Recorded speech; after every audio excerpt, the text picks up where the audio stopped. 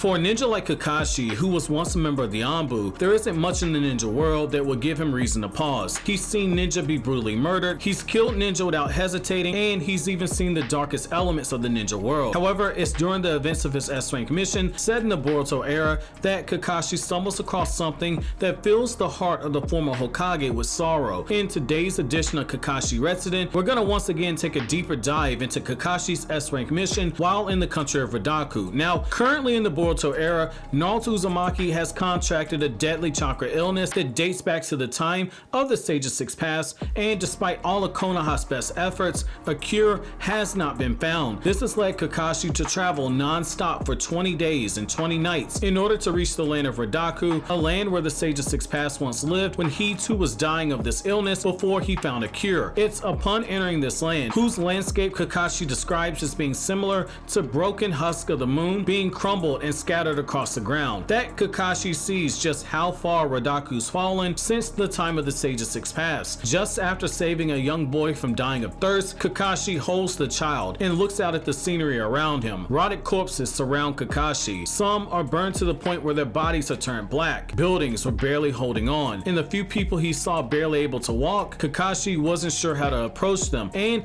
Kakashi learns that a famine had struck this part of the country where Kakashi was in. Water was a very precious commodity since hundreds have died of thirst. With Kakashi being a former Hokage, someone who is charged with overseeing the well-being of many, the sight leveled Kakashi as he struggled to comprehend the information that the villager told him about how the current leader of the country hadn't produced any rain that could have ended the drought. For those of you guys who are wondering, this information comes to us from the Kakashi Resident novel, which is the first of 3 novels that deal with the S-rank mission that Team 7 is on in order to find a cure for Naruto's chakra illness. Just like in the Sasuke Resident novel, which I've already covered in its entirety on this channel, this novel takes place in the months after the Majina Bandits arc and the Owl arc of the Boruto manga, where there's nearly a 1-year time skip. However, the early parts of this novel actually take place just before the Sasuke Resident novel starts. So what I do for you guys now, like always, is read a scene from the novel and then come back to you guys with my thoughts, and it's here I'm gonna begin quoting. In the afternoon, people who were going to draw some water from a nearby valley had returned. A child, who looked as if he was nearing the end of his life, carried a bottle of water in his hands. "When will it rain? When will it rain?" mumbled the boy. It seemed as if everyone was exhausted. Kakashi started helping the people that carried the water. "This water that remained in the valley is mixed with soil and moss. You can't really be thinking about drinking this, can you?" said Kakashi. "This is the only type of water around here, so we can only drink this. There's nothing else. We don't have a choice," a sunburned young woman said with a bitter smile. "The source of the valley is drying up and there's no place to draw the water. It's because there's still water in that shady pond, but even that's gonna run out soon. And then when that happens, the town is done for." Another man sighed and looked up at the sky. Kakashi quickly dropped his gaze to the cracked earth. Water shortage. According to the information that Kakashi had obtained, it was the duty of the king to enrich the country with water whenever a famine happened. The king was to use a tool called the suigu, which was passed down in the royal family so they could use it to manipulate water in order to produce rain. Kakashi was sure that that meant that it doesn't work well. Kakashi looked up at the stone palace and thought that the source of the problem had to be there. As the sun began to tilt, the border between the shade and the light began to fade. The first lights were lit up on the top floor of the royal palace. The outside is still bright enough that even birds were able to fly in the sky. But Kakashi could see they were starting to use the expensive lamps, so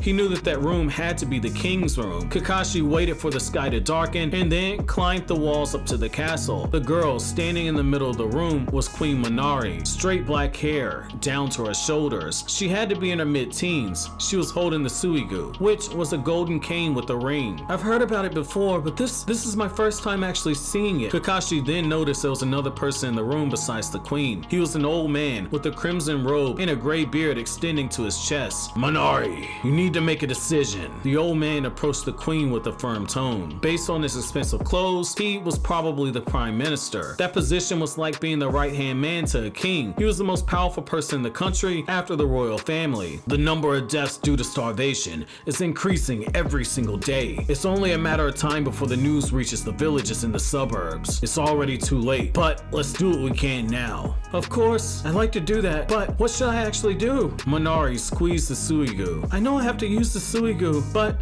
I'm thinking about running away. I'm not brave enough. I'm afraid of using the Suigu. You don't have to do anything that you cannot use. If you're worried and run away after using it, the country might flood this time, and fields will be washed away. Lives will be lost. If the capital of the country is destroyed, then the entire country shall fall. The previous kings of this country, they've been using the Suigu for centuries to enrich this land with water. Surely I can do the same. The minister sighed and stared at the queen from the corner of his eyes. It's been recorded that all the previous kings who've been able to use the Suigu quite well ever since they received it for the first time. It was clear how to use it when they touched it, but this isn't the same for you, is it? But it's not because of that. Perhaps you need natural ability to handle the Suigu. Perhaps you weren't born with that. You don't have to stick to tools that you don't know how to use. The footsteps of the prime minister stopped. He was looking down at the capital from the window. He was able to see the same sight that Kakashi currently did. A dusty town full of bricks sinking in the dark night. Fires were burning in the streets and people gathered together.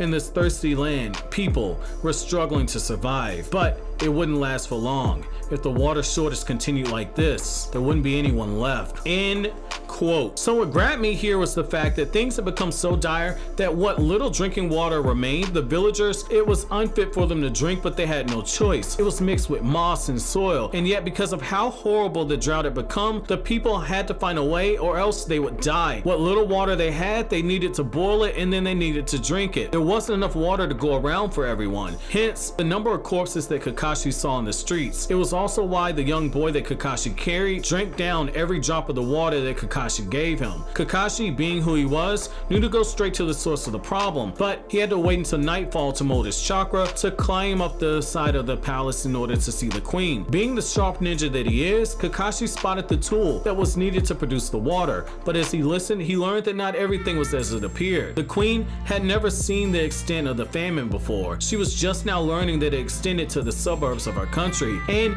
it appeared as if her confidence was low, as if she could actually use the tool to save her country in order to save her people. It makes a lot of sense though. The lives of her people rested on her shoulders. If she couldn't get things right, she could flood the entire country, and if she didn't do enough, then her people would die. In both instances, the lives of the dead would be a curse that she would have to carry all the way to her grave. It's something that I feel Kakashi can relate to, being someone who once carried the title of village leader. As Hokage, every mission he sent ninja on could very well end up being the last one that they undertook. Every decision he made went towards keeping the newly formed ninja alliance from crumbling. He faced many threats as Hokage, from Rogue Anbu creating tail beast drugs and Sharingan pills to Toneri almost destroying the planet during Naruto the Last. And yet in this very moment he was overhearing a leader who he could only feel was unsure about herself. On top of that, as we know from the Sasuke Resident novel, little did Kakashi know when he arrived in Redaku that he would be doing so during the early stages of a coup d'etat, one where Kakashi would be forced to pick a side. But that's gonna be it for this edition of Kakashi Resident. I'll be sure to come back with another edition very soon, but as always guys, if you like anything I had to say, don't forget to comment, rate, subscribe, and share. Thank you so much for watching all the way to the end, guys. Have an awesome